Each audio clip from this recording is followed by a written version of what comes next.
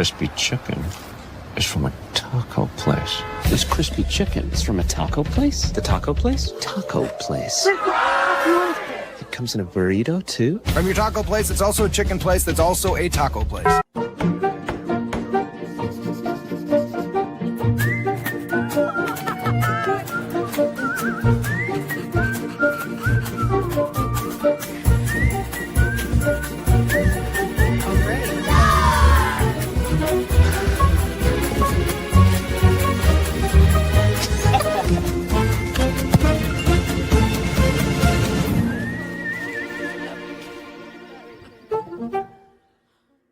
Check out the all-new Blue and Orange store at the Boise State Hall of Fame. The Blue and Orange store has your best game day gear. We're talking jerseys, hats, bumper stickers, car flags, more than 4,000 hats on the hat wall. If you want the best Boise State gear, make sure you check out the Blue and Orange store online at theblueandorangestore.com or the all-new Blue and Orange store down at the Boise State Allen Noble Hall of Fame.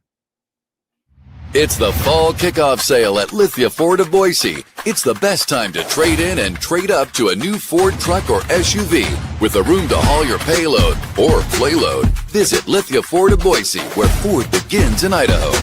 Bronco fans, the new Boise State trading cars are here, and you can only get them at Jackson's. Start collecting them today. Jackson's, let's go!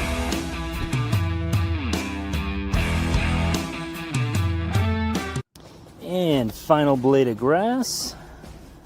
Done. And done. Who knew it'd take 2,007 man-hours to paint 47,962,053 blades of grass? Smells like game day. Whoa, it's not dry yet.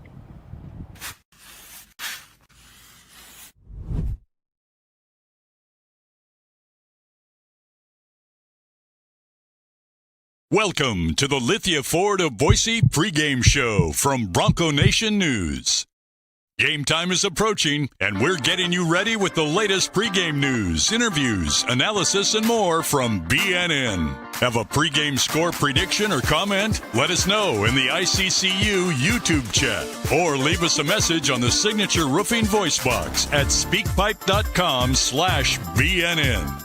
The BNN pregame show is presented by Lithia Ford of Boise. Lithia Ford of Boise is a proud sponsor of Boise State Athletics and proud to support our student athletes through exciting NIL partnerships. From the blue turf to wherever life takes you, Lithia Ford of Boise is here to get you there. Lithia Ford of Boise, where Ford begins in Idaho.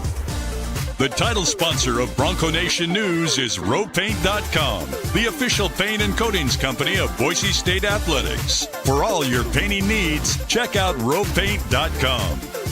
Now, let's head out and join five-time NSMA Idaho Sports Writer of the Year, BJ Rains, for the Lithia Ford of Boise pregame show on Bronco Nation News.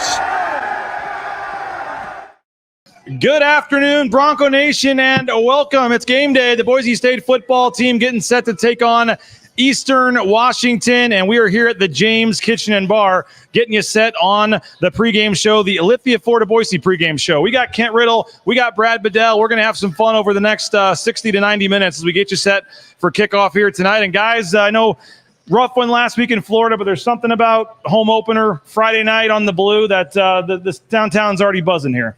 Absolutely. If you're coming, you better get down here soon because there's one less entrance to the stadium, and it's going to be busy. Sold out. Yeah, sold out. Just around to the side a little bit. That's awesome. Another opportunity, another great job by the administration to sell out an Eastern Washington team, even though it's a home opener. A lot of people are like, well, it's Eastern Washington. And like, hell, it's sold out. Here we go. Camera angle's doing Brad's guns here justice. Folks are enjoying the show you're giving them there, Brad. Well, he's been working out like every morning. So yeah. My Venmo is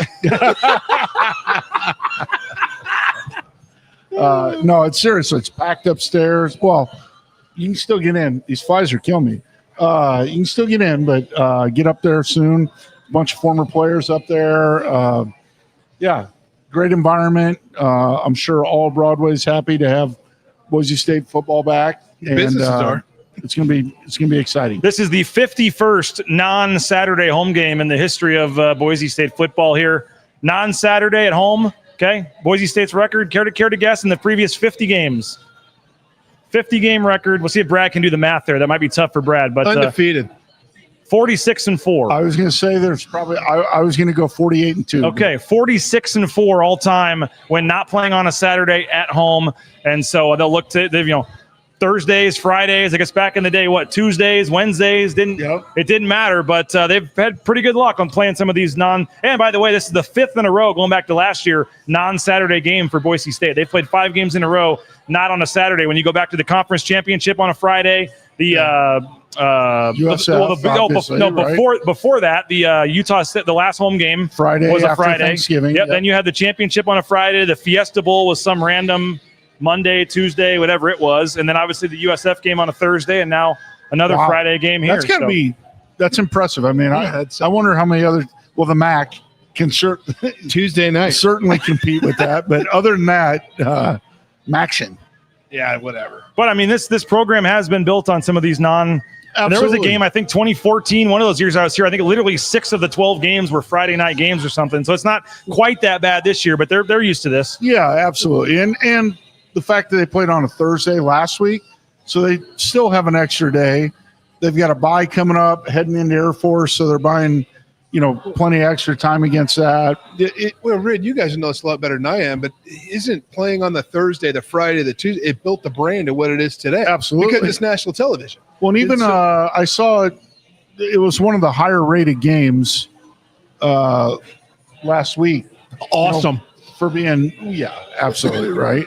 But no, it was like 2 plus million got to see that one. Yeah. Well, at least the first half, probably. Hopefully they turn it. Games that week's over. Here we go. What are we looking forward to? Well, and that's one thing for sure in the building. Last week's over. They addressed that Sunday, Monday, and then moved on, right? And that was a big deal. Home opener on the blue. You guys got any? I know all the games run together, but Brad, your first game on the blue. Do you remember your first home opener as a coach? Or I got a bunch of grief. We played Troy at home, and we had to run power up there yin yang to win it in the 4 minute. Is that the Avery Williams punt return? I think in his 17. Yeah, 17 and a kickoff return. Yeah, that was not for a touchdown. Was that when Montel Kozart came in later in the game, or who was the other quarterback that year? Because Rippin, that was Montel. Yeah, because I'll know that was Ezra's first start. That was Queveto's first start. That was Larson's first start. Molchan had started previously for 2 games, and it was like a revamped deal. And Troy came in here ready to go, and we had to I think Alexander hit the power on the right hash for 60 to score. That put us up, and then we had to run power to run it out. We got stopped a couple of 3rd and shorts, and that's my first game on the blue.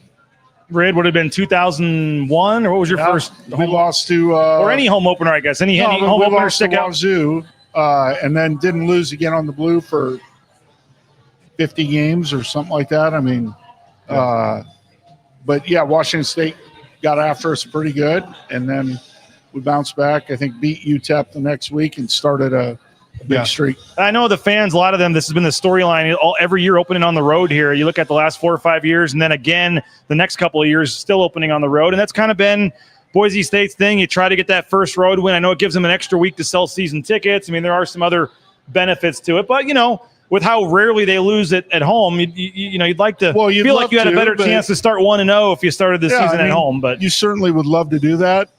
But scheduling. Right. I mean it's not like you can just take that hard and fast line. Like, hey, we refuse to play on the road, whatever, because a lot of those games have been marquee games that help build the brand. But it also helps, hey, if you come us week 1 or week 0 on the road, we'll turn this into a home and home. So now you can get the competition in the blue. It's just going to come years down the road. Yeah. But sometimes it's worth it to know in future scheduling.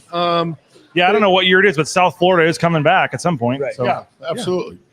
But in terms of the home opener, opener, my man John Anderson. Yeah, he'll know because he is. He's the king of asking if it's a home and home. Home and home. He knows. Well, at some of the basketball games, they'll be playing like their non-D1 Carroll College. He's probably wondering tonight if this is a home and home. Oh, he Eastern asked Washington. me this week. I said, no, that's not happening. I think they're getting about $450,000 to come down here or whatever it is. Very excited about the home and home. This one you got and this is I'll say this for Eastern Washington, a big enough game where they chartered, they came in. Oh, sure. I drove by them unloading their plane last night. I mean, this is a big game for them. They'll be ready to go. It's their Super Bowl. Yeah. Then this is their game of the year. And there's a couple of coaches, including Zach Hill, that have experience being at Eastern Washington. Well, there's a current coach on the staff that played here, the corners coach. He played at Wes Nurse. Wes Nurse. Yep. He played here. The doctor. Well, and there's a current player, Derek Ganter Jr., the safety for Boise State, played last year at Eastern Washington. So he transferred down here. I know he didn't play a lot in the game last week, but I guess that's going to become more and more common with the transfer portal, where 8 months after you're at one school, you're playing your other school. He said he didn't know that they were playing Boise State till he signed with Boise State, and then someone told him, look at the schedule, and he saw it was game 2. But now he's going up against his former coaches and players. It's the same coaching staff and a lot of the same players. Danny McDonald, Eastern guy, offensive analyst. But can he like last year was on their defense and was a freshman All-American, had 90 tackles or whatever. Can they pick? I mean, can he give them anything tangible that to the coaches that would help tonight? Anything, maybe something, but if they're relying on that, we're in trouble. Yeah, Boise's in trouble. And I mean that like. It wouldn't matter. Him, if Notre Dame, like Jaden Mickey, I think, like he's not. If you're relying on that as a coach, like you're hurting. Yeah, you just go home. That's what we have. But none of the calls or anything. You can't ask them anything, or what do they like to do in this situation? Or I'm not saying they're not watching film because they're just going to ask him. I wouldn't say not. No, I wouldn't say calls wise, because besides when Boise breaks a huddle or something like that, they're only going to have 6 seconds to process it and go. I would say, hey, in the history, what have you guys done versus unbalanced? What have you guys done in the funkier formations that you can give them? Like, is there a certain check he's always gone to? Is there a certain pressure he's always gone to? But that's when you got to, within the first 10, jump in that formation. Okay, was he right or is he wrong? Oh, he's wrong, so it's out the door. Don't worry about it. Yeah, and if you're counting on it for signals or code words or whatever, they probably are aware of that and change it. I used more about what kind of players they have. Like, because that's scheme, he went up against their offense every day in practice. Right. So I would go against like that. Okay, like what's this guy like? What's this guy like? What's this guy like? This guy, there's no chance he looks 290 pounds. How big is he? He's not. He's 280. You know what I mean? So you can get more personnel answers rather than scheme things like that.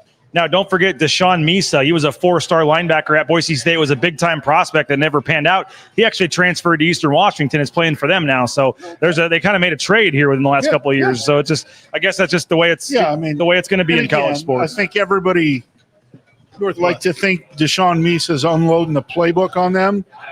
As a coach, you almost hope that. Like, go ahead. Give them everything. Go ahead. Give them all. everything. Because you're going to overload them. They'll have no idea. I'd even call them and go, God, we can't wait to zero you guys out. Hey, coach, they called me last night. They're going to run zero coverage and bring everybody. Yeah, great. I'll sell you a waterfront property in Arizona too.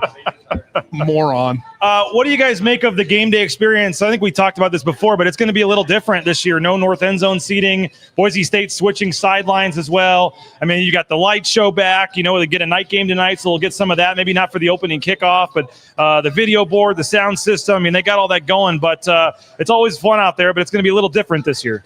I think the north end zone is going to be a big deal. Not having those fans right there, it's just going to seem different. The sidelines, I think that's something you and Prater and everybody else gets real excited about, and I don't think anybody on the field will give a rat's ass about it. I don't think about this side. Only if you're playing in a day game and the sun's going to beat on you. That's the only thing you got. But other than that, sidelines. You do have the student section now, though, right behind the opponents instead of behind you. Right. Yeah. I mean, I think I just don't. good. I mean, we run out and play on other sidelines all year long. But I would say, if you're a coach on Boise State or a player, you're used to having one view at home for all these years, and now it's going to be the opposite view. Look, most of these guys have been here 2 years. That's true. And I'm not saying it's going to impact the game, but it's going to be different for Spencer Danielson, whoever, to look over and not see the Sky Center and not see that side of the field. It's just going to be different. I think that, but remember, they practice on that blue so much, and they switch sides. It's not a big deal. Running out of a different tunnel now. It's all the end zone's what's going to be the big thing. And everybody's, it's a sign of progress. It's cool to talk about. Got to go through it. It's a sign of progress. I don't even think it kind of matters. It's not the sideline. Any chance now that it's closed, though, that keeps some of the noise in? It could still be. Absolutely. That's a good point. When it's full, it's going to be really loud. But I don't think that. I know if you win the toss in overtime, which end zone you're taking. And I know if you're the home team, and if you're the away team, right? Yeah. I know it's which we certainly hope tonight that's not something we have to worry about. Yeah. But no. I think we all agree the whole mentality effort thing that Spencer preached all week. I don't think we even need to spend much time on that, because of if that were to happen again, I think that shows a serious problem. We would all expect that they're going to come out and have 6 guys rallying to the ball every play, and we're going to see a different mentality tonight. Yeah. And I think Riley talked about that the other night, but I think some of those guys probably didn't even realize what they were doing until they saw it on film. It was like, and it's been pointed out to them. I brought up the other night, everybody thinks Spencer, he is a nice guy. Don't get me wrong. Right.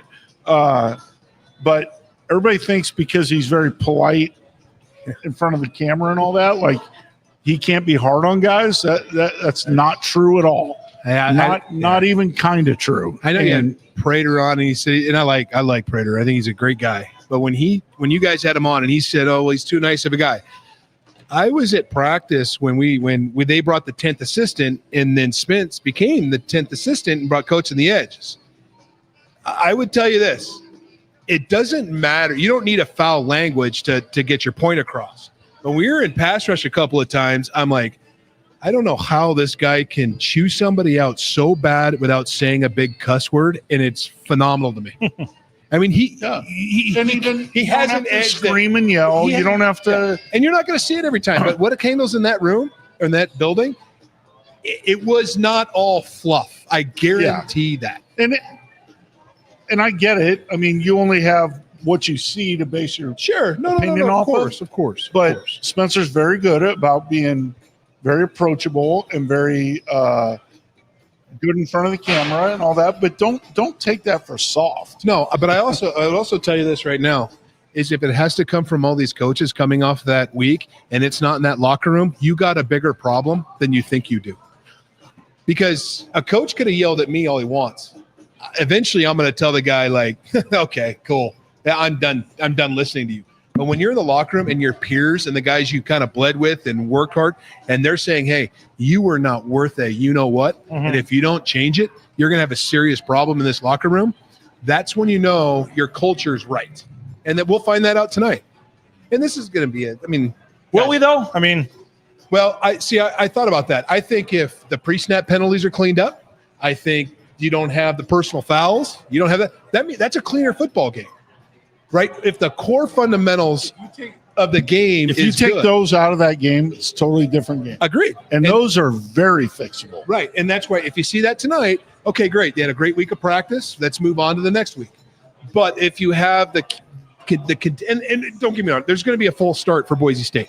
But if they clean all that stuff up, they don't extend drives off of mistakes. Things like that, like personal fouls, things like that. Pass interference happens.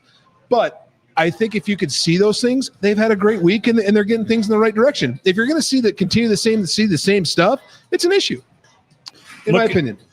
Boise State has a lot of streaks and stats and things going. I was trying to find the false start number. I know it's in here somewhere in terms of the amount of false starts they've forced at home. Oh. It's too near the top of the country. And it will be again tonight, without question. I know it's in here somewhere. I'll find it in a second. But 22-1 in their last 23 home openers. That UCF game a couple years ago was the one that didn't go their way. But 26-3 all time in the home opener as an FBS team. And again, you're Eastern Washington. You just lost by 10 on the road against a good FCS team in Incarnate Word. But were you reminding me that Cam Ward started his career there. I mean, they're a quality team, but they did, go on the road and lose to an FCS team. Now they have to go back on the road here. Certainly, if you're, Cam Ward, I think last two head coaches are at North Texas and Texas State. Texas State. Right? So, yeah. But, I mean, it's, I think, a 31-point spread it's gotten up to tonight. I mean, this game should not be close. So, I mean, the first half's 15? 17 probably. Usually it's a little higher at halftime. Woofy. You may need to go for a couple minutes and come back. Allegedly. But, I mean, and maybe we can get into this more in a minute, but just this game should not be close. So what, other than just the final score, what constitutes as a successful night tonight, or what do you want to see? I would say even the final score, if it is 17, like it's way more about how did Boise State execute, how'd they look, how'd they handle the pre-snap, was the effort right, or the turnovers, the execution. They'll work through that, and that's going to be over the course of the year. But all the stuff that they can just handle, did they handle it? Yeah, I don't want to no personal fouls to extend drives. No, finish in the red zone. Yeah. No turnovers. No turnovers. The things that really matter that you can actually are we hitting the guy the first read, the second, sure. Fundamental football. And that's what you want to see. And you also want to see a pissed off football team come out of the tunnel and just physically dominate it. And that's what I want to see. I want to see mad football. When I watch the game, I want to see these guys are flat out mad. They've learned from last week. Their feelings were hurt. This wasn't like Spence said. This was not Boise State football. Are we going to come out and we're just going to demolish them and play physical brand of Boise State football? I'm in. If you're going to see a bunch of powder, I don't want to see the ball thrown 50 times. Get the run game going and then play action off of that. Yeah, I would be shocked if we saw it thrown 50 times. No, hope not. Well, Nate Potter, people were asking him, why didn't you do more play action? Why didn't and he said, well, you got to be able to set up the play action by running the football to begin with. And so it sounds like early down, especially first down, they really want to have that mentality of running the football. And they just said they were in too many 3rd and long last game. And it definitely, not that they're tipping their hand that every first down they're going to run, but it sounds like, especially early in this game, they really want to establish the run tonight. Well, if you're not, you got to be more productive on 1st and 2nd to stay at. Well, they got how many pre-snap penalties last week? 3 false starts alone on. So I mean that's 1st and 15, guys. Yeah, you're in trouble, and they're not. Even go back a long ways, right? Boise's never really functioned like Dinwiddie. He was a freak show, right? That's a different story. Yeah, but the whole mentality still run first, right? No, still run first. But he was very good at 3rd and 8+, right? I mean, we weren't a really high percentage with Rip. We weren't a really high percentage with Hank. I mean. Nobody's hyper. You want what was it? Read 26% on 3rd and long, 8+. If you're converting 26% at the end of the year, 1 out of 4. Yeah, 1 out of 4. You're doing pretty well. You're in the tops in the country. Correct. So and no different watching any other college football game last week. No. I mean, some of these teams are supposed to be great. Like that was their problem. They're 3rd and long all night. Stand at 3rd and long and play pissed off football. Except Let's North roll. Carolina. They were in 3rd and extra long. They were really bad. They're getting the same tag as Colorado State, dude. They're ass. Well, we'll get back to that discussion in a little bit. But RoePaint.com, our title sponsor, we appreciate them. Andy Rowe and RoePaint.com, RoePaint.com is our title sponsor, and we appreciate Andy Rowe for all of what he's doing for Bronco Nation News. And we appreciate Andy Rowe and RoePaint.com, Idaho Central Credit Union, ICCU.com. And we appreciate Idaho Central Credit Union as well. They've got 7 NIL deals with student athletes. You can check those out. Idaho Central Credit Union. You'll see their logo in the stadium tonight, outside the stadium, all various spots. We appreciate Idaho Central Credit Union. TacoBellWorks.com, the SON Management Group, the Nicolason family. TacoBellWorks.com. You can find out more information on Taco Bell and all the great things that they're doing for us as well. So Taco Bell, TacoBellWorks.com, SON Management. The Nicolason family, we appreciate them for their support. So get on out to Taco Bell after the game tonight. Perfect spot on the way home. Taco Bell, TacoBellWorks.com. Hey, Jackson's, head on out to Jackson's. Get your trading cards. Get your 99-cent coffee anytime, day or night as well. Get your coffee. they got you at Jackson's, all your snacks, and make sure you pick up those trading cards. And hopefully tonight's the night you get the Latrell Caples deal, 49 cents. When Latrell Caples scores, Jackson's pours. That's 49 cents at Jackson's. You can make sure you get out there today at Jackson's and get that deal, hopefully, if he scores tonight. And if you're around the stadium, look up for the Blue and Orange store. They got 7 kiosks out in the various areas and stuff. So if you're downtown going to the game, getting ready to head down, make sure you check out the Blue and Orange store. They've now got the location inside the Hall of Fame. They've got 6 other spots as well around town. So the Blue and Orange store online at the Blue and Orange store. .com. All right, we're back here on the pregame show, guys, and we got a very special guest, Jake Bradfield. Appreciate you for joining us, man, and you brought some good goodies here. So you are with Winning Spirits Brands, and you have teamed up with the Horseshoe Collective. Tell us what you got going on here, man. Thanks for joining us. We are Horseshoe Spirits. First off, it's really proud to be here. This is a long-time listener, viewer, if you will, so to be able to be on the show is fantastic. But, Horseshoe Spirits, created it with the Horseshoe Collective. It's the first collegiate liquor brand. So we in essence run the company on behalf of the collective. We sell fantastic liquors, bourbon, whiskey, bourbon, vodka, gin, and rum. All liquor stores, bars in the area have it. It literally came out today. I think the only stores that have it left are Broadway and Grove Street. And I know you're going to start selling it here at the James next week, I believe. Absolutely. We talked to Barry, but say the part again. This is the first collective that has partnered with That's right. There are others, brands that have said, hey, we're the beer of Tennessee or whatever that is, right? But we have created a collective brand. So this is Horseshoe Spirits. It's all it sells. And all the profits are split directly with the collective for use at Bronco Athletics, however they need to use it. And I was told you've been working on this for a very long time, too. This isn't something where you just slap the logo on some basic thing. You really wanted this to be a high-quality thing that people want to drink and buy another bottle, and not just to support the collective, but because it's good stuff. You're going to like the liquor inside. That is the key, right? Anyone will buy a label, but to have the good liquor inside, that's what's going to get you to buy more. And Joe and the collective, Joe Nickel from the Horseshoe Collective, they were very specific that we are not going to sling bad stuff here. So we made sure we do that. They had to go through rigorous testing. Yeah. You mean it's not going to put hair on your chest? Yeah, it's good stuff. It's not a nice. You're not going to get a lot of burn out of it. Are you telling me it's not early times? Absolutely. Hey, it's right there. For it. I mean, I don't know if Brad would be willing to take a shot or something and test this open, but what do you think, you should, Brad? right here. So do we need a cup or something, Brad? I mean, we're just going to go straight. Well, let's get a cup or something in case the bottle needs to be used for others. But sure. You guys got a plastic cup or something, or a cup or a shot glass, or there we go. We got an empty cup right here, Brad. Brad Bedell is going to, on the fly here, take a. So this is the test, right? You said it went through rigorous testing. Joe Nickel must have. So he sure did. So tell us while he's opening this about the different options you have here. So the bourbon is a Kentucky distilled bourbon, aged and all by us, and then produced in either Nampa or our other facilities in Missouri. So the bottles might say Missouri, might say Nampa on there, but all straight from Kentucky. The rum is from the Caribbean, particularly the U.S. Virgin Islands. And the vodka and gin are all from American-made corn, American-made distillate for the gin. So all right, Brad Bedell on the fly here, taking a shot of the. Get your mic and let us know what you think. The bourbon whiskey from intense. The. Get your mic. Oh, he said it's good. We couldn't hear what you said there. It's good. That's good. I don't feel it in my loins. It's not giving me the shivers. That's good.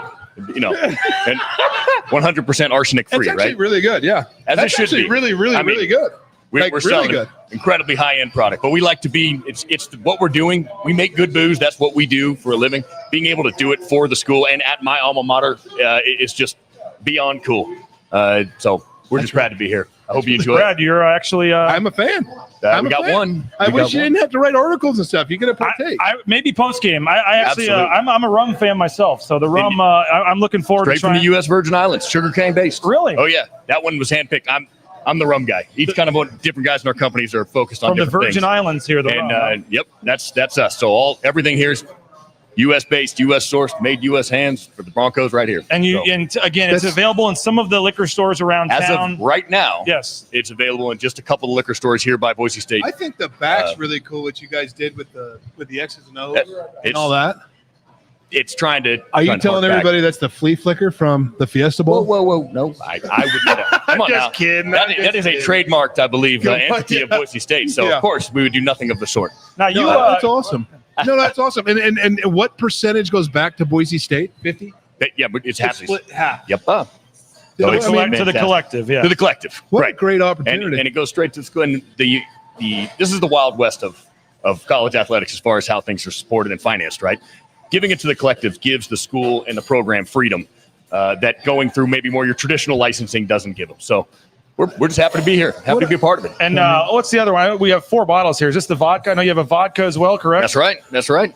This is pretty impressive here, man. From based on straight Missouri corn. So, yeah, so we've been doing this for 10 years or so, right? So we have other brands out there, and I'll be flat honest, none of them mean to me what this one does. Sure. And why is that? Because I know you, for a very brief time, you were a walk-on member of the football team. Yeah, I can give my entire college football background, right? Watch Rudy, and then just stop the movie about a third of the way through. So some vicious beatings with no happy ending.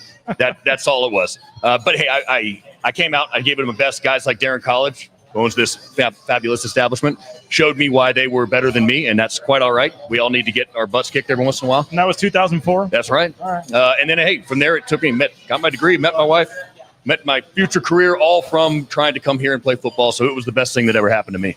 This is a pretty cool. I mean, Brad, you would probably never. You think about all the changes in NIL and all this stuff, but to think about products like this now benefiting the student athletes. It's awesome. I mean, It's awesome. I mean, think about it. It's like, what has Boise State made their way in outside the box, right? That's if right. You're not going outside the box here. It's whatever they can do. You know, I mean, now that I suggest, have the players have the money. I mean, we're all going to be out here tailgating. Everyone's going to be having their drinks, but why not? Every piece of that should be coming back to our program so that we can enjoy it even more, right? Why not? There's no doubt. I think it's awesome. Well, it's pretty cool. And it's good. And it's good. It's good booze. I appreciate that. Folks, they're saying, hey, Brad, let's down the bottle like a man. Come on, fellas. No. No. I'd like to have the post-game show be exactly. I'd like you to make it to the post-game show. No, I'm not. That's not happening. But I do know starting next week, I believe they're going to be offering this here at the James. Have you ever seen the movie? What's that movie? Old School? We're going streaking. You would see me running down Broadway if I chugged this thing. You're just making it more interesting. Now we really want to see this. No, they do not want to see that. Trust me. Trust me. It's I mean, Horseshoe Spirits, the collectives, and again, vodka. You've got the gin, the rum, and the bourbon whiskey. That's right. Available everywhere in Southwest Idaho, basically starting next week. So from McCall down to the border, and from Twin Falls west of the all border. the liquor stores everywhere. And I think the stores. Broadway one already has it, right? Down here? All around the stadium here currently, unless they're sold out, which might have happened in the last couple of minutes, but that's a good problem if they did. They sold out of the booze. I know 2 of the stores already did. Awesome. Can you look the other way while I put this rum in my backpack, or what do I got to do to buy this off you here, man? I may. You can have it when we get off the air here. You're giving us this opportunity to be on your show and promote this on the day that it came out. These are yours. Oh wow! Do with them what you like. Well, that's very nice. Enjoy it. That's pretty cool. Appreciate that, man. Hey, absolutely. So, I mean, you're speaking to Bronco Nation here. Anything else just about the product, or anything you'd like to get your message across here? You want to support your team. You're going to be out there anyways. You're going to have yourself drinks responsibly, of course, but do it in a manner that gets the cut and gets a cut back to your players. We took the effort to make the good booze. You just enjoy yourselves and support the team we all love. They're asking about any plans for a tequila line. Oh, stay tuned. Oh, okay. Yes. Okay. They're never can't be satisfied with the 4 out there. They're always already asking right away for the. There is a plan. Actually, it's already in the works. So stand by. And Brad, you're not BSing them. You can say the bourbon's pretty good. It's good bourbon. I will on the post game show. I'll give the rum. I got to wait till the post game show. I don't want to be up in the press box saying anything incoherently. This is your profession. Post game show, I will give that a try, and we really appreciate you for stopping by. And it looks like a great product. Excited to try it out, and best of luck with everything. And it's going to support a good cause and help these student athletes and at the same time. So it's pretty cool, man. Congratulations on getting this done. Thank you very much. Hey, go Broncos. Awesome. Appreciate it, man. Thank you for having us on. Jake Bradfield, appreciate him for coming by. And again, the product is available now around Albertsons Stadium at some of these local liquor stores and stuff. And then it'll be available. I believe they're trying to get it in the Stickle Sky Center as well. It is. So tonight you can have a drink in the Sky Center and have this stuff. So that's right. Pretty cool. Awesome. And appreciate Jake for stopping by. And Brad, as I said, it just shows you kind of you never would have thought you could make alcohol and sell it for a school and Not at all. That's the last thing I thought was going to go down. But hey, it's good, and you even got a cork. I'm used to whiskey like screwing the top off. We'll give it maybe take another one of those taste on the post-game show maybe. And yeah, I think it's a great idea outside the box. It's Boise way. I think it's awesome. They continue to say, they said pop one of those bad boys open. Brad tried it. We did. We tested it. Welcome to the show. We'll see. Yeah, you must be a little late. We'll save the rest of it for the post-game show, but yeah, we will we'll get to that. Hey, we're going to get back to the sports talk here. Brad Bedell is going to join us here. Brad Bedell. Kent Riddle is going to join us momentarily. Snake River Pool and Spa Patio and Game, thespateam.com. Locations in Twin Falls, Boise, Meridian, Nampa. Check them out, thespateam.com. And we appreciate Snake River Pool and Spa Patio and Game. They got 4 locations. Make sure you check them out today. And that's Snake River Pool and Spa. Hey, we had fun this morning. Jay Tuss and I were driving around in a Ford truck, Lithia Ford of Boise. We had fun. That was real fun. Having Jim Sturk on. We drove down to the stadium, drove back. We were in a 2025 Ford Expedition. So great new used vehicles going on at Lithia Ford of Boise. You can check them out at lithiafordboise.com. And we appreciate Jim Sturk and company for their support of Bronco Nation News, and you can check them out, Lithia Ford Boise, at lithiafordboise.com. All right, Coach Rid joins us again. We got Brad Bedell here as well. We are on the Lithia Ford Boise pregame show as we get you set for Boise State, Eastern Washington. And guys, I even saw some Eastern Washington fans heading up. There's some right here going here for the game. So everyone's welcome here at the James. Fun. Good luck to you. Everyone's here. Welcome here at the James. Best fun they're going to have all game, probably all day, is right here. A smile on the face now. Thanks again, Jake. Appreciate you, man. They're going to enjoy watching him on the blue field instead of the blue field. Yeah. Yeah, that red's garbage. Yeah, if there is one team that's used to playing on a non-green field, it would be Eastern Washington. But they're not. That red field's bad. Hey, I hope nobody allows him to wear red on the red field because you can't see the players. Right, that's actually surprising that. Did we switch up the mics? This was mic 4, right? Oh, it is? Okay. All right, we're good then. Defensively, what's the tackling, the not getting a turnover, giving up big plays? Is there one thing for you guys defensively where it's like if one thing I want to see change tonight more than the others? Eliminate big plays, which will probably come from the tackling. I mean, we're going to give up a pass or two. I mean, the corners are out there on an island all night. They're going to give up a pass or two, but yeah, I would just say the tackling probably eliminates the big plays. But BJ, I think you had the stats. I mean, was it like 20 run plays for like 17 yards or 27 yards? Well, they got like almost 40% of their yards on 3 plays or whatever. And then 4 run plays for 99 yards. And then I think passes was 3 passes for 100 and some yards. Yeah, I mean, that and I'd love to see a good interception on a 50-50 bowl, a deep 50-50, a 9 route, something like that. I'd like to see the DB turn his head around and at least look at the ball. That'd be a nice change from some of those deep ones. Well, yeah, I mean, I would agree with you there, but it's nice. I think athletically they match up very well. In phase, out of phase, right? Or just the other guy's just strictly faster than you, which would happen with the Tennessee wide receiver transfer from the other weekend. I mean, those guys are hard. He's a good player. I mean, crying out loud. But that's what I was saying. And the other thing, come around this way a little more. The other thing that I think that will be superb also is penalty free. I'm going to say it again. Don't extend a drive that could result in a touchdown. That killed it. That's really what started it last week. Let's not have that tonight. And you're going to win by 40. 7-3. We stop them right there.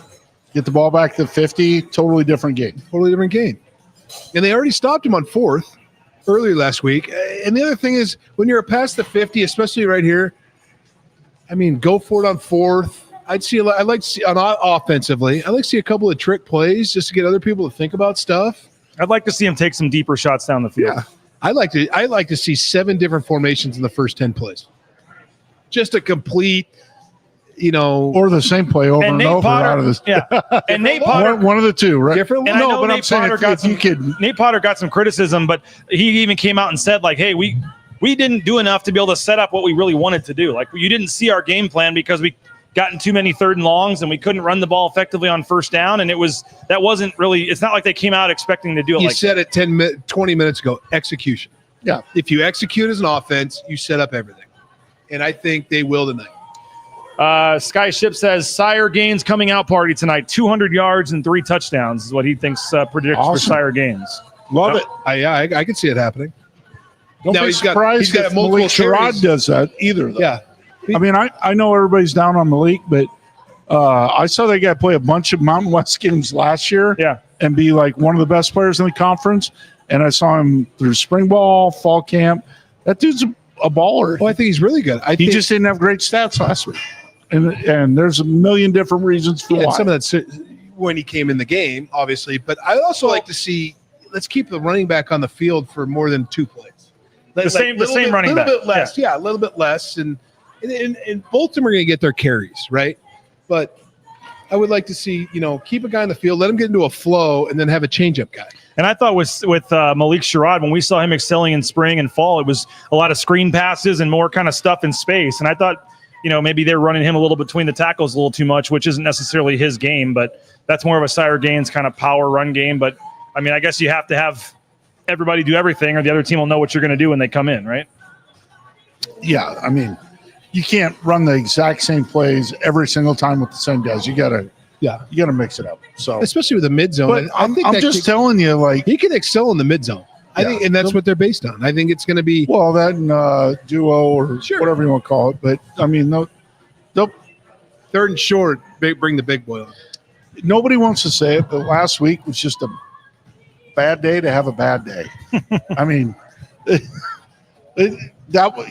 BJ, you've been in enough practices. Brad, you've been in a few. Like, that was the aberration.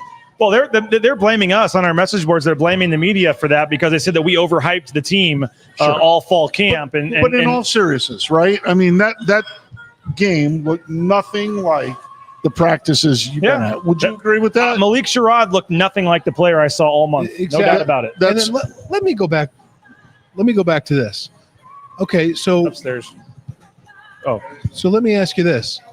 And nothing against Bronco Nation fan base. Yeah. Hi, guys. How you doing? So what's going to happen? Yeah.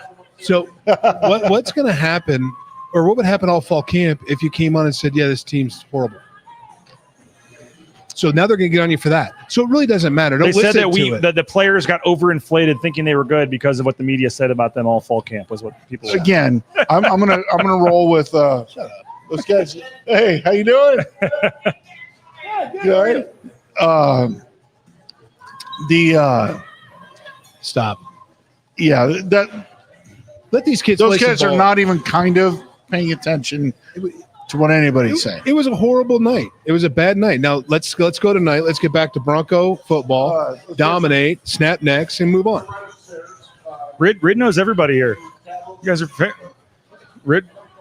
Rid's the greeter. He's the mayor, right? Yeah, the mayor should worry about it in Boise. Governor Little, I'd worry about it a little bit. Rid, can we talk special teams for a minute here? Your expertise. They had 2 kick returns. Neither one of them got to the 25, and they didn't attempt a punt return in that game. What for you? One of the goals was to have more explosiveness in the return game, and I know you have to have returnable punts, and it has to be set up. You can't. But would you like to see him maybe try to take some chances? And on the 2 they brought that did not get out to the 25, obviously you're losing net yardage there by not taking that. But obviously, where's our analytics guy to tell me what the difference be here in a few minutes, actually, between the 25 and the 22 is? Who's that? My guess is Nathan probably could tell you something on that. I don't know.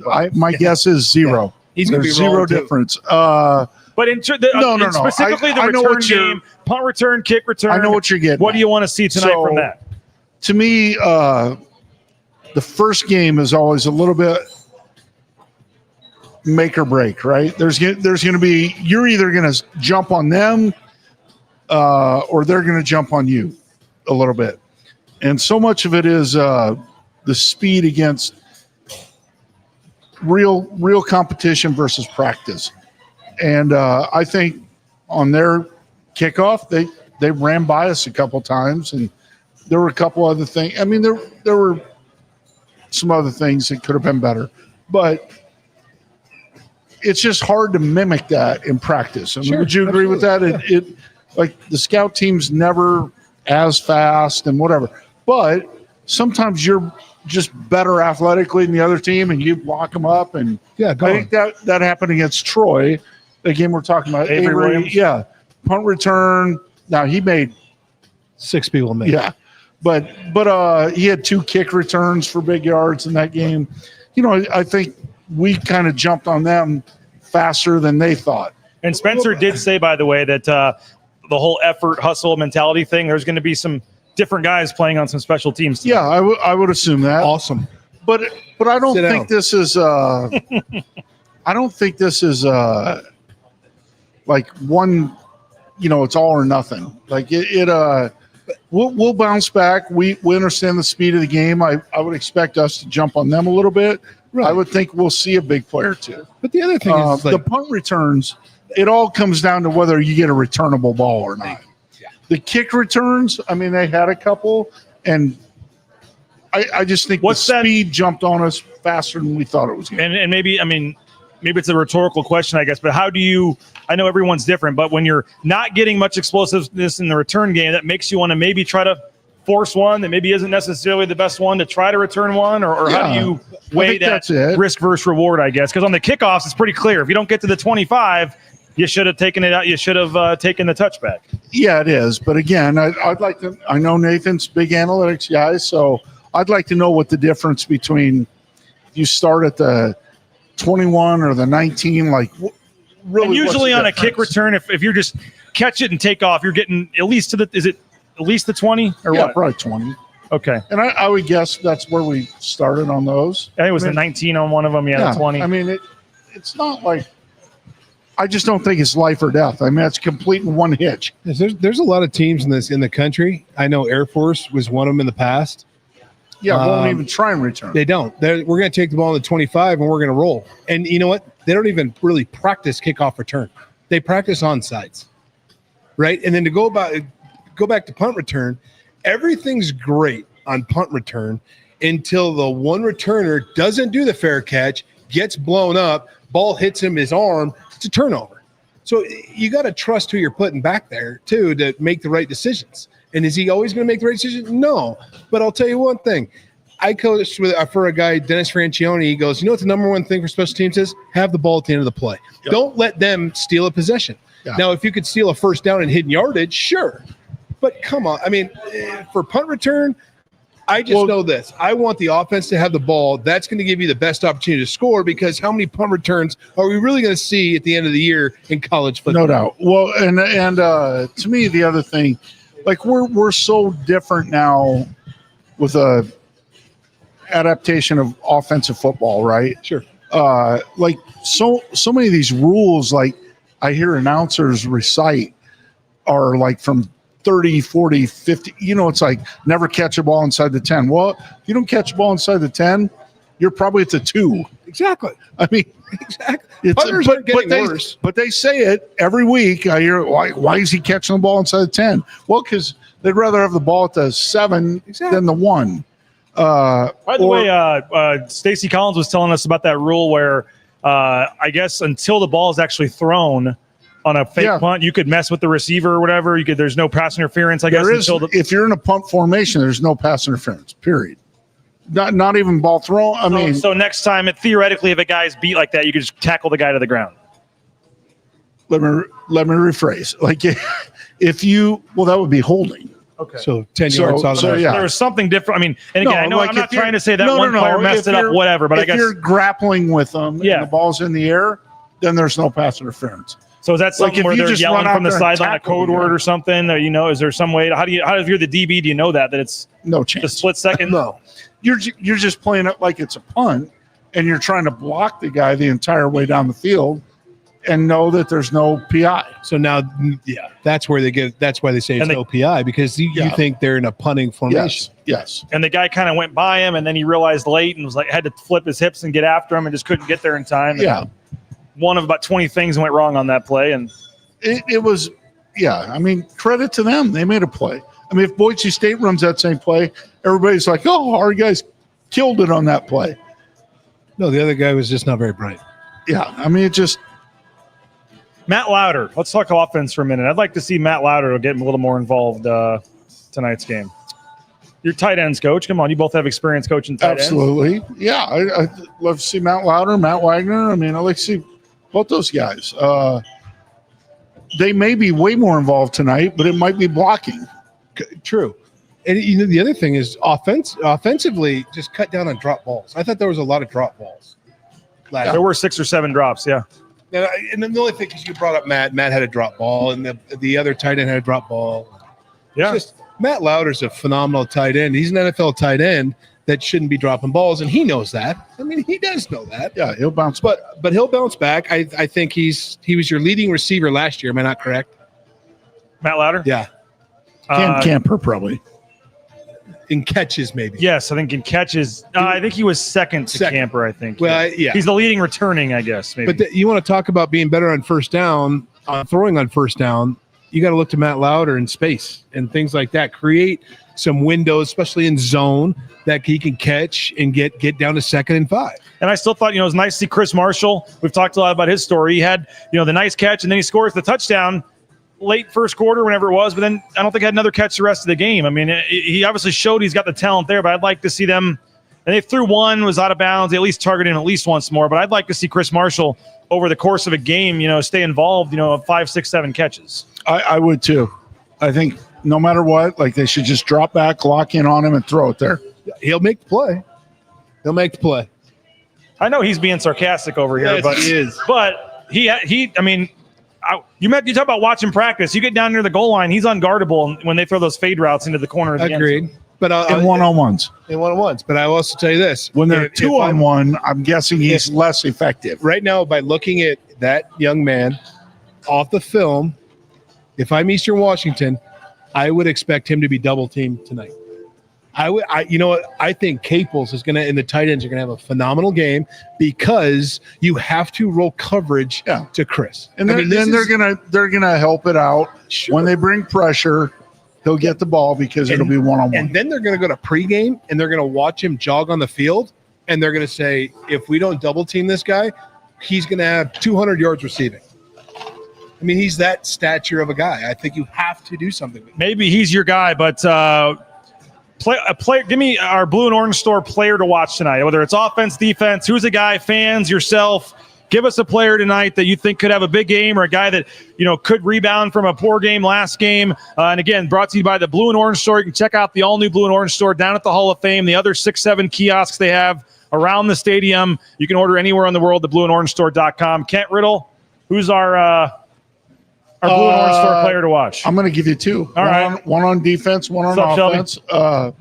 I would go Ty Benefield on defense. Okay. And I wouldn't say bouncing back. From what I saw, he played really well last week. Would have been nice if he'd have picked up that fumble, though. I mean, he knocked the ball out and was right there. Didn't pick it up, but it would have been nice. Yes. Yes. By the way, what's the percentages? Is there maybe this is a Nathan question, but when the ball's on the ground, is it 50-50 that which team gets the ball? I mean, well, that's why you pursue the ball like crazy. And that sounds really dumb. 50, there's 2 teams. It's 50-50. Of course it is. But I mean, for the ball to be on the ground 4 times last game and they get none of them, that just seems a little rare. That's why the whole team, wherever the ball's going, should be sprinting after the ball, because a lot of times it's not the first guy that recovers it. Mm-hmm. It squirts around a little bit, so you need multiple chances. But Ty Benefield on defense, and I'm going to go with Sire Gaines on offense. Sire Gaines. I think a lot of fans will like that in the chat. I agree with that. I expect a big thing out of him. Brad, give us a couple of guys here. Who are you looking at tonight? Offense with Trey Caples, over 100 yards. Defensively, oh boy. You take the layup and just go Marco. No. He'll have 12 tackles. Because I thought the front 7 last week was the bright spot when they didn't get wore down, because they didn't have third down conversions. They weren't off. They didn't have enough rest. I'll give you one. I think you could either go all the crap he's been getting this week, Devon Banks, to bounce back. That's who I was going with. Or the guy that's going to play a lot in his place, Jaden Mickey, the Notre Dame transfer as well. No, I want to see. I want. You know what? I want to see Banks earn his job back, because I think his reps are going to get cut. I'd like to see him play Bronco football, because you know what? I'll say it. He didn't play it last week. There you go. What is that like? I'm sorry, does that mean? No. What is that I'm like? not disrespecting No, the you're kid. not. No, he. I mean, there's visual plays where he's jogging after the guy with the ball. It's public. It's out there. He obviously had the penalty that was costly. Not him in general, but when you're in your meetings, when there is something like that, where there's one guy that has something like that, is that something where that is called out in front of the whole team, or is that more one-on-one with him privately, or how do you typically handle something where it's kind of pretty sure both happen. Okay. But I will say this: the other side is the guy just had a 15-yard penalty, right? Right. So he's chasing the ball pretty good. I've seen the clip. Like, he's chasing the ball pretty good. Looks like the guy's going to get wrapped up and tackled. He's probably pulling up so he doesn't hit the guy late again. And then all of a sudden the guy misses a tackle. He takes off, and he doesn't turn it back on, right? There's another player too, though, also where his effort is a little less. I'm not defending his effort. I haven't watched it that closely. There were other guys too. It wasn't just him. There were other guys jogging to the ball carrier. A lot of times there's more to it. There's more to it. I love the emotional style he plays with. He just needs to stay under control. Right.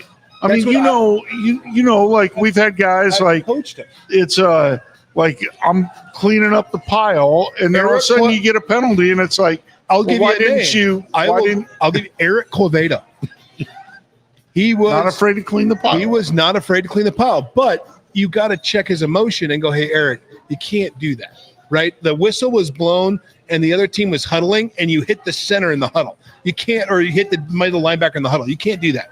But I just want to see him play more of a brand of just to play smart football, physical football, but play smart football. That's what I want. And then the other one is the right tackle. He's got to be better tonight.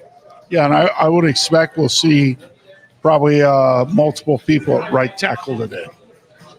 Okay, that's an interesting one. Yeah, and his dad came in the chat and was asking you about how he did, and I know he did struggle, but I mean, he flat out won the battle during fall camp. So I don't know if they said very positive stuff. And again, it's fall camp, but they'll rotate it in. But is one game enough to just lose your job like that? Or I don't think he's going to lose his job. I just think you're going to see multiple people. Hall was out most of fall camp. He was out, yeah, and then he came back and probably just wasn't he quite did start ready to go. 9-10 games last year. Yeah, but so some of the numbers I think you're going to see. I think you're going to see both guys compete during the game to see who the guy is. I would agree. The other thing is that because BJ, you brought up a good point just about calling him out and all that. You also have to understand the personality of the young man. Some guys, you call him out in front of the team, he folds like a lawn chair, and it just doesn't. It's not good. So that's where the position coach needs to have an understanding of who he is. Right, and then the position coach can do what he wants to do. BJ's giving tickets away down here. Yeah. If anybody else should have come by, BJ's we're always giving away tickets, man. We had plenty of tickets. I'll tell you the other thing is, sir, you want some tickets to the game tonight? Come on over here. Give this guy some tickets. There you go. I just think, courtesy of Lithia Ford, Jim Sturk. There you go. You're going to the game tonight, man. Appreciate you, man. But enjoy the game. But the other thing is, I was paying attention. I am a Nick Saban guy. I like watching, but he hit it dead on the head because obviously Alabama laid an egg. But you should see your most improvement from 1 to 2. And I'm expecting to see that. Doesn't matter the opponent. It doesn't matter the opponent. The opponent, you could shut these guys out in the first quarter playing a physical brand of football and go, the game's over. Game's over. Right? So there should be drastic improvement tonight. Doesn't matter your opponent. You could still see improvement regardless of the opponent. And is this one of those games that hopefully in the second half you're able to get a lot of these guys in the game? Hopefully. Younger players, other guys. I mean, is that a key in a goal in a game like this? Yeah, but I promise you there's not one coach that's talked about hey, let's just get a big and get this guy some playing time. They're not. If you won by 30 last week, the whole game plan is to beat these guys by whatever it takes. Yeah. But I also think let's say they won last week by 30. Yeah. I guess my point is more like, it's not like they didn't do a 2-minute game plan. No. They're ready for whatever. Yeah. And new guys are playing. Spencer said different guys are playing this week. So I think you're going to see a difference, just a passionate style of football tonight. I hope. let's talk about the Mountain West and some of the games this weekend for a second. The rowpaint.com scoreboard. This is the only Mountain West game tonight, but a couple big ones tomorrow. You got San Jose State going to number 7 Texas. You got Utah State going to number 9. How's that a big game? Well, I mean, they're playing. It's on ABC. It's an nationally televised. Well, I was going to ask you, who keeps it closer, San Jose State at Texas or Utah State is at number 19 Texas A&M as well? Either of those. Utah State, for sure. Utah State. For sure. Idaho State is at New Mexico. Does Jason Eck get his first win tomorrow as New Mexico head coach? Probably. Yeah, I hope but Jeff Pittman and Cody Hawkins will have a little something for him. I hope not. Yeah. Fresno State is at Oregon State. Fresno State bounced back after that loss to Kansas with a really, really dominant win over Georgia Southern, I believe, in their home game last week. They scored 50 points or something crazy. Fresno State at Oregon State. Fresno State got a shot there or no? Yes, they do. Sorry, they're I just said at Oregon. Yeah, they Oregon definitely State. have No, they got a shot. I'll say it right now. I think Fresno State wins by 3. Wow. And the line is actually 2.5 for Oregon State. So, and I have not bet on it. All right. Northern Colorado is at Colorado State. Should be. I know you guys are big fans of Colorado State. And what they got Northern going on Colorado, please win. Sac State at Nevada. No, they're going to get Nevada. You've 14. Got Wyoming hosting Northern Iowa. Ooh, I don't want to play them. That's yeah. Wyoming. That'll be because Wyoming's not a high-scoring team anyway. No, so that's gonna be a real tight one. And I think Northern Iowa physically in the run game can match up. Hawaii is hosting Sam Houston State, and then 2 other games. You have San Diego State going up to Washington State. That'll probably be the most exciting 1 point game. spread. Yeah, 1 point spread. I would think that in the Fresno, Oregon State. Well, I think, and you failed to mention Hawaii's back on the rock. They're home, yeah. So that one could be a big one. And then an intriguing one, 6 o'clock tomorrow. The line is 2.5. UCLA is at UNLV. UCLA. Yeah, I'm just not going to root for UNLV. UCLA is not great, but stink. But they're. I just think they're better than UNLV. Yeah. At the end of the day, you hope that quarterback needs to step up for UCLA. If they're not, big problems. Oh, if UNLV beats UCLA, it's going to be tough. But I mean, that's only 5-6 wins for the Mountain West teams that we talked about. I mean, it's going to be could be a rough weekend for the Mountain West here. Well, you're playing A&M, Texas A&M. Yeah, come on, UCLA at A&M. I would think New Mexico's going to win. Yeah, I mean, you're talking about the Mountain West, but Oregon State, Washington State are really. I mean, we're all kind of part of. Will be next year. The same deal. So that San Jose State at Texas game is 10 a.m. It's on national ABC. I mean, San Jose State gets great. You get an ABC I believe game. Colorado State had that same kickoff slot last year. The line is 36.5. I'm going to assume Texas is coming out for blood this week. I'm thinking they're going to try to throw the ball all over the lot. Pete Kwiatkowski, I do believe, held Ohio State to like 216 yards. The defense isn't the problem. The quarterback's got to play better. Yeah. So I would assume they'll get that figured out. I think San Jose is going to get drummed of epic proportions. Yeah, that's 36.5, and then that Utah State A&M line is 32.5. I feel like that one. Yeah, but A&M's that's a tough environment. No, it is. You're a Bronco Mendenhall guy, though. So. I am. I like Bronco. Yeah. But Utah State. I don't know how good A&M is. They're better than Utah State. I agree with that. Athletically, I mean, if Utah State beats Texas A&M in that I'm not saying they're going to beat them. I'm saying 32.5. Okay. They're asking Chargers or Chiefs tonight. That's a pretty close spread, too. I think 3.5 for the Chiefs. Down there in Sao Paulo, Brazil, I believe. BJ, you're the Kansas City guy. Like Chiefs big, of course. Yeah. I tell you what, you didn't take either one of them in the Survivor. No, I didn't. I got lucky last night with the Eagles. I mean, one of my picks was Eagles last night. They almost lost, but you can't use them again. Nope. I just wanted to. Your get to week 2 strategy is what I wanted last night, and I said, okay, at least I want Denver. I'm going to be done Denver on my other one as well, and then we're on the Arizona Cardinals as well for our other one. I don't really love that one going against Kellen Moore, but I guess rookie quarterback. Who's their quarterback? Spencer Rattler. Yeah. I'll tell you right now, if Denver's not going to lose, but I wouldn't. I would say Chiefs. Chiefs. I would say Chiefs. But they always stumble early. That's my problem. Jim Harbaugh's been in fall camp mode for like 8 weeks now. Yeah. So, and he's had khakis possible. on in Brazil. He's sweating a lot. He's just it's a weird situation. All right, Nathan Carroll's going to join us in a few minutes, so I only got you guys for a couple more minutes here before you guys head over to the game. So our Taco Bell keys to the game tonight. The last hour, we've talked about all these different things we want to see. It's my favorite time. Special teams, third down. Turnovers. What do we got? Third downs, red zone, special teams. I don't think tonight. And running game. No, I don't think tonight it's going to be like that. That's if no. you win in a 4 out of 30-point those 5, you're going to win the game and the national championship. I thought you were saying because they were talking Taco Bell. That was your Taco. Well, I love Taco Bell. Get out to a local Treasure Valley Taco Bell location. The one on Broadway here is open late. Taco Bell. Get all the great options that they have. Eliminate turnovers. Create turnovers. Hold on, I'm giving the Taco Bell read. $3 Chipotle Ranch Grilled Steak Burrito or the new crispy chicken. Have you ever had the crispy chicken strips? Taco Bell now has chicken strips. But you need to check them out. I'm sure they're phenomenal. They are. They're tremendous. All right, fine. Get to Taco Bell. Check them out. TacoBellWorks.com. And in all seriousness, I'm the fat kid in the group, and you're looking at me about chicken strips. I haven't had them yet. I just wondered if you had them. Have you had them yet, Rid? No, I have not. They're very good. I hear my kids love them. I haven't had them yet. Get the chicken strips at Taco Bell. Give me a Taco Bell.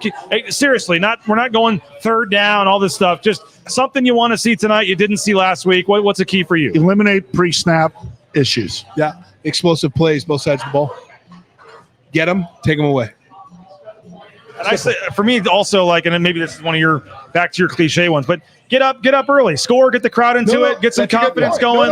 You're right. Don't let. Let's just get the party started early on the blue. Take any doubt out of this. Don't feel the game out. Take it to them. I'm with you. That's a good point. No. That's a legitimate one. That's a really good point. And I mean, it's Eastern Washington. I get it, but the longer you let teams like this hang around, if you go out and have another fumble on your first possession or something, and everyone's groaning in the crowd, here we go again. If you let them think they have a chance, then all of a sudden they have a chance. Walk in, stick their foot up there. You know what? End the game. Let's move on.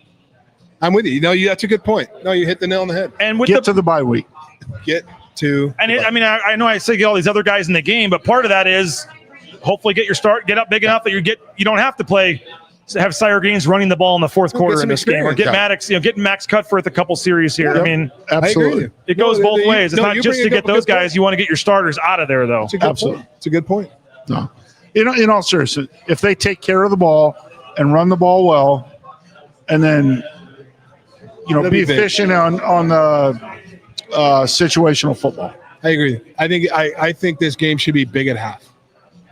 And I mentioned the score. You mentioned maybe the score is closer, but you still see what you want to see. But I think for a lot of fans, whatever, like it's like we want 50-3, we want whatever, just to feel. I mean, but going into the bye week, and we mentioned you have Air Force, so in a lot of ways, you're really not going to know about this team until really the test comes at Air Force. But is there something tonight you could see where you're like, okay, they're back. I don't care. Like they're back. Or is it going to be, nope, I need to see it against Air Force? Back's a tough word. I mean, we might feel that way. Tackling. We might feel that way. Most fans aren't going to feel that way until tackling. If they miss a bunch of tackles again tonight, you don't want to have, because now you got the option. Now you don't want to be missing tackles with the option. Tackle well.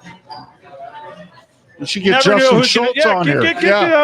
He can take my spot. Hey, Coach Schultz, give us a pregame prediction here. Come on. We got. You never know who's going to be here at the James. We got Justin Schultz here, softball coach. How we doing, Coach? Doing good, BJ. How you doing? Who we got here? I got my daughter Bowie Blue, so I'm going to guess that the Broncos are going to take care of business tonight. There you go. 30-point favorites. That's you're going out on a limb saying they're going to take care of business tonight. Yeah, I am a homer though. So what do you expect? You must be in a section where you wear orange here. 109. There you go. When do you start the winter or the fall softball stuff here? Our schedule's going to go out on Monday, but we start September 19th. That Friday, we're going to play NNU in a 10-inning game. I'll tell you, you're doing a hell of a job. I appreciate done a hell of a job, man. I'll be honest with you. I mean, Boise State softball back on the map, competing for championships. You've done a hell of a job. I really appreciate that. Thank you. Hell of a job. You should see his golf swing too. They're all baseball, softball, kickers, and quarterbacks. They can all play golf. Hopefully our softball And team's poker. better than my golf swing, right? You've seen me play golf. Or just as good. Well, Justin, always a pleasure, man. Thanks Awesome, for stopping BJ. by, and good to see you. Thank you. Good Get seeing a you. little fist bump there. There we There go. we go. Thank you. Schultz, appreciate it, man. Yeah, Boise State softball fall season getting ready to get underway here, so we'll be looking for that on Monday. Any final thoughts? Go Broncos. Yeah. Kick it off. Pretty simple. Stay healthy. Enjoy the atmosphere, enjoy the game. Like we're going to come out on top here. Hopefully, I mean, By we the way, I some got a big, couple big stats for you plays here to that I talk wrote down on a about. piece of paper. 9th straight sellout, going back to last season. And 12 straight home wins overall is actually tied right now for the 4th longest home winning streak in America. Oh, really? 12 wins in a row at home. We're going to crank that up. Yeah. 13 tonight. And the Great job by Jeremiah Dickey. coming up, in years past, after losing that game, they wouldn't have sold this game out. I don't care if it's a home opener. It says so. I know a lot of the tickets were already sold, but that says something. I think that you can. That's awesome. Hey, physical brand, let's roll. I'm just fired up. I want everybody to see what I've seen like all preseason. These guys they had a rough one. It was a bad day to have a bad day. Respond. And these guys are going to move past that. Yep. And you're going to see guys flying around out there and making plays. So game's over. Yeah, that's last week's it. over. It's time to see Bronco football. I was trying to find real quick that stat. Okay, since 2018, and this does not count the COVID year with no fans in 2020. Thank God. Opponents have false Let's started all forget that one. 113 times on the blue, and that's 25 more false starts than the next highest team, 88. Yeah. Boise State averages 2.83 false starts forced per home game, the most in the FBS. Wow. A lot of it is the loudness of the stadium. But some of it, we've got some pretty good players out there. Yeah.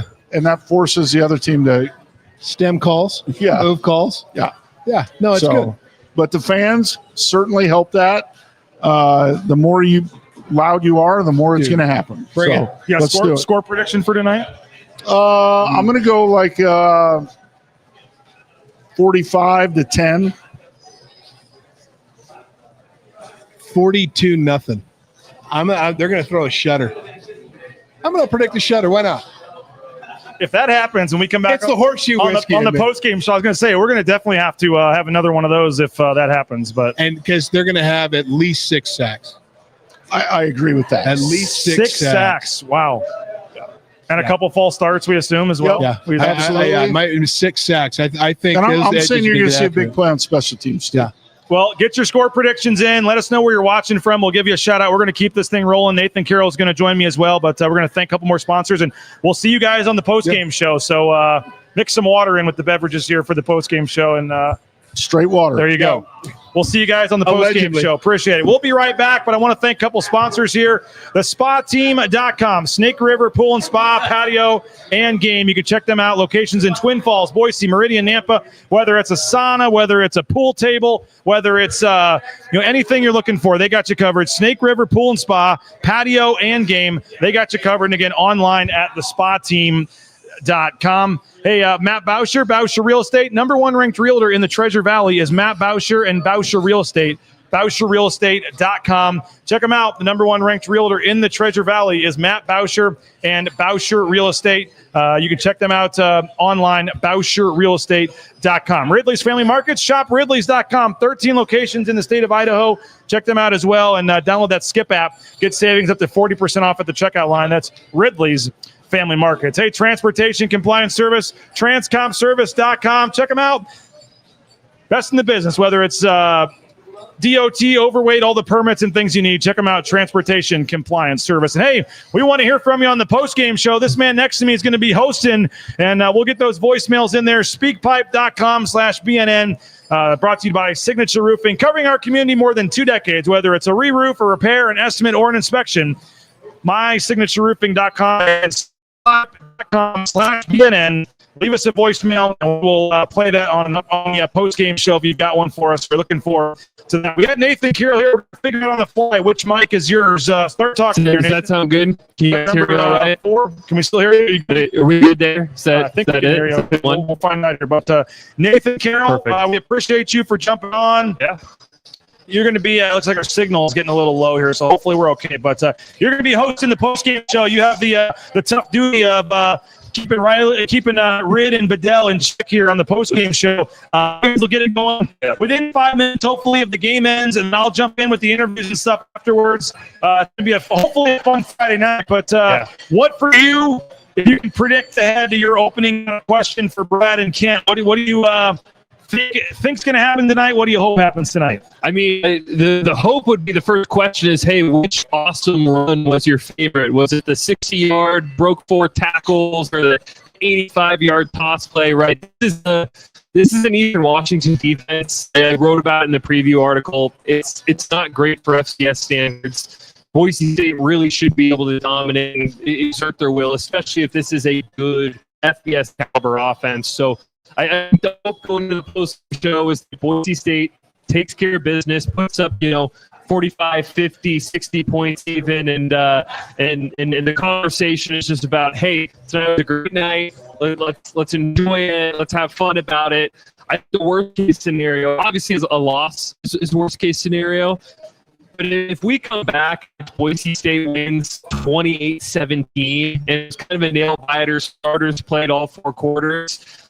That to me is just avoid that scenario, because that's not gonna curb any of the panic that the fan base has right now. This crispy chicken is from a taco place. This crispy chicken is from a taco place? The taco place? Taco place. It comes in a burrito, too? From your taco place, it's also a chicken place that's also a taco place.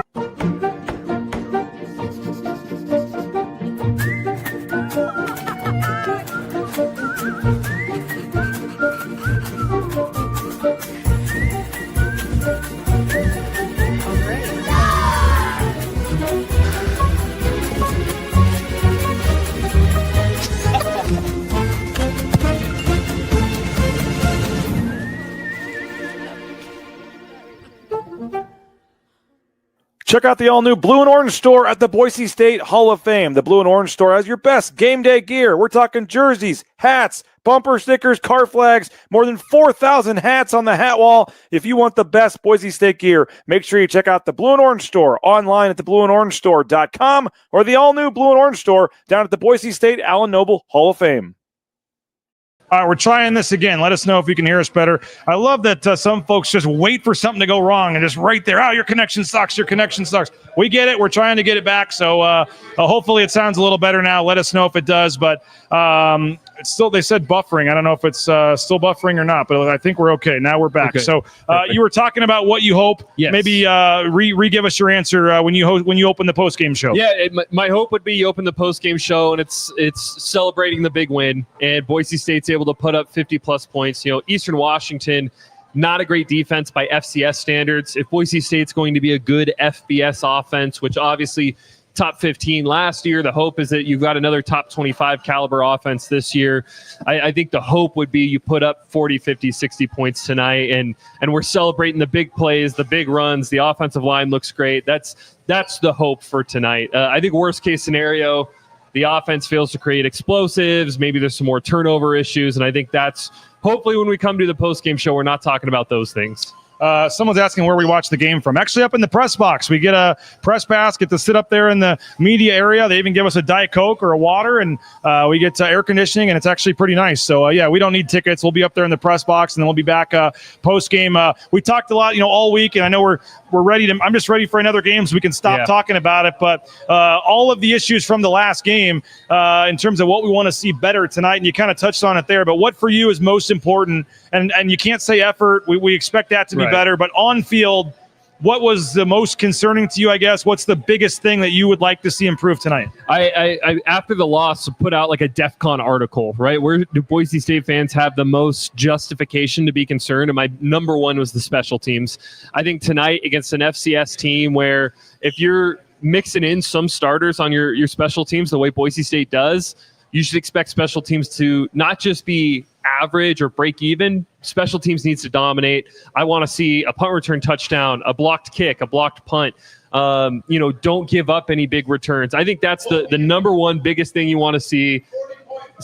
Number one, the biggest thing, special teams, not just has an okay game, but has a good game. I want to see the special teams dominate.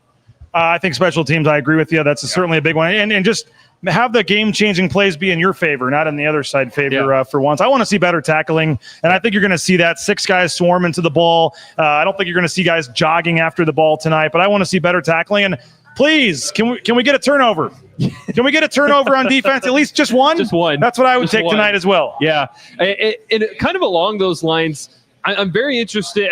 I guess it's kind of along the lines. I'm very interested in the rotations tonight, and I know you guys were talking a little bit about it in particular with Devon Banks and Jaden Mickey, how that rep share bears out there at nickel. But, Derek Sir, do you want to Jr. try some of that? We got a cup. Do you want a little? Okay, you don't want any of the whiskey? Okay. All right. Derek Ganter Jr. is playing his old team, obviously. Want to see if he gets in there and gets some run, particularly in the first half. If Boise State's up 30, you would expect to see a lot of, kind of reserve guys come in. One spot that was really interesting, Chase Penry got more snaps combined than Quentin Brown and Cam Bates last game. Chase Penry got a lot of run, didn't really have a super impactful game. I thought Cam Bates and Quentin Brown, their speed, their explosiveness could be something that can elevate this offense. The receiving room didn't look particularly explosive against USF. So really interested to see how does the playing time sort of shake out in this game at receiver and there in the secondary in particular. Yeah, and I want to see Sire Gaines run the ball and run the ball a lot tonight because I think that guy is too good to have 9 carries. Yeah, I think coming out of spring camp, coming out of fall camp, Malik Sherrod looked really good. And, there was some talk in the message boards about, all the talk was good. And surely there were things that you got wrong. I think if there's any spot that I felt most wrong after game 1, it was Malik Sherrod because he looked incredible through spring camp, looked incredible through fall camp, and he did not look very good against USF, whereas Sire Gaines was exceptional. On just 9 carries, had a 67% success rate. I think he's your lead back. I think he needs to be getting 70% of the carries at least. I would like to see I would say I'd like to see like 10 carries because by the time he gets that 10th, Boise State's put up 30 and they're putting the backups in. But in terms of while the starters are out there, I'd like to see Sire Gaines getting 70 to 80% of the carries. I totally agree there. Bronco fans, the new Boise State trading cards are here, and you can only get them at Jackson's. Start collecting them today. Jackson's, let's go!